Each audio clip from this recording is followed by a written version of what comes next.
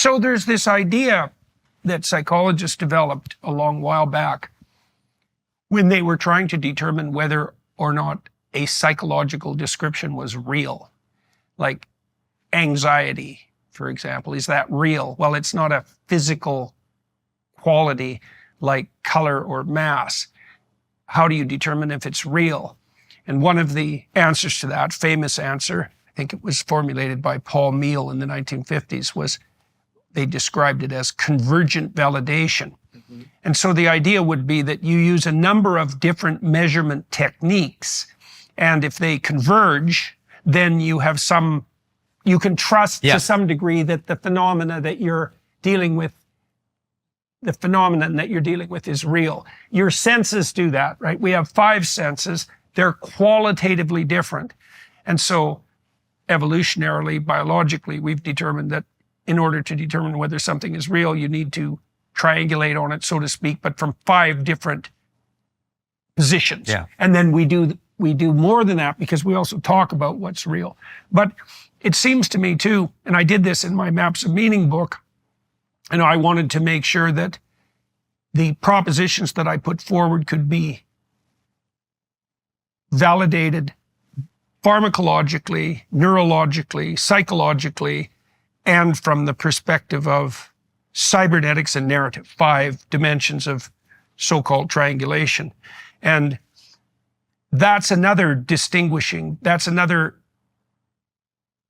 factor that distinguishes such theorizing from ideology, right? It's also predicated on the idea that there is something like a reality outside the interpretation that has to be consulted when making truth claims. Yeah. Right. And so it's a tricky thing to get right because, of course, the line of reasoning that you and I have been pursuing does accept a certain degree of postmodern critique, even though the postmodernists weren't the only people that figured this out, because the postmodernists did figure out that we see the world through a story. In fact, that a story is in fact a description of the structure through which we see the world. And, I made a mistake with that with Dawkins. I didn't get the answer quite right because I was thinking about it mathematically later. So if you're building an equation to predict a certain outcome, imagine that you add 4 things together. Well, a question emerges. How do you weight each of those 4 things? The weighting is the multiplier. Mm-hmm. Right now, with a regression equation, the statistical process will determine that for you. But whenever you make a judgment, you do a weighting. And it isn't obvious how you derive that weighting from the facts alone. Yeah. Right? There's a regress problem there. And so stories are a description of the manner in which we weight our attention. That's a good way of thinking about it. And there's patterns to that.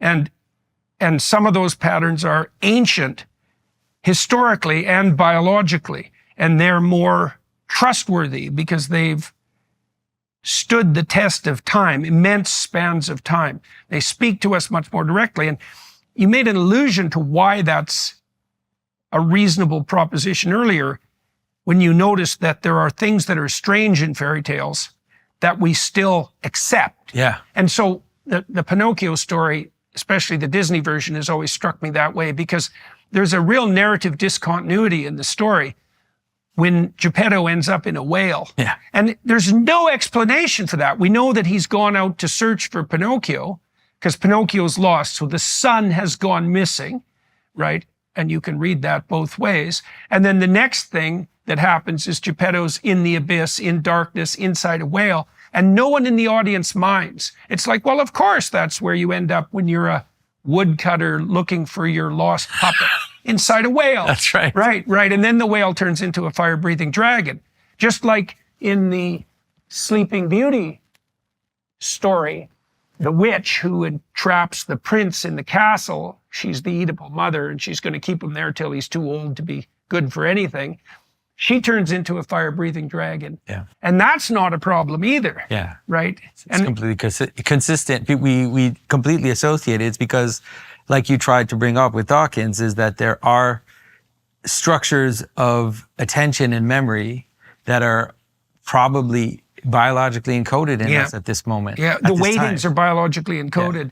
Yeah, well, I've been thinking about this from the large language model perspective. Like, I believe that large language models have given us an existence proof of the symbolic realm, because all the large language models do is calculate statistical probabilities. And so there's some probability that any given word will be associated with any other given word. And then you can think of a network of probabilities, not only of words, but of phrases and of sentences. And the billions of calculations, the billions of mathematical, what would you call them? They're elements in something like a regression equation. The billions of them map word to word, phrase to phrase, sentence to sentence, sentence to paragraph, like all those levels of mapping.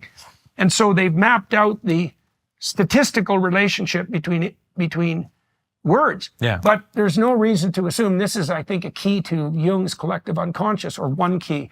There's no reason to assume that exactly the same isn't true of images, right? So you could imagine that human cognition has a propositional level, which is word, but under that, closer to action, is an image level.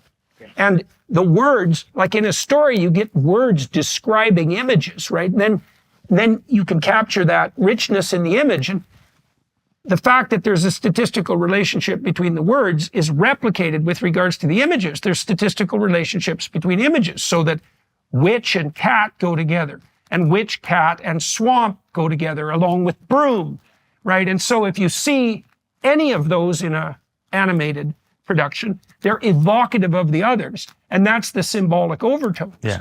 And so you can see that image level of cognition is a little more foreign to us than the propositional. It seems like we're more at home with the word.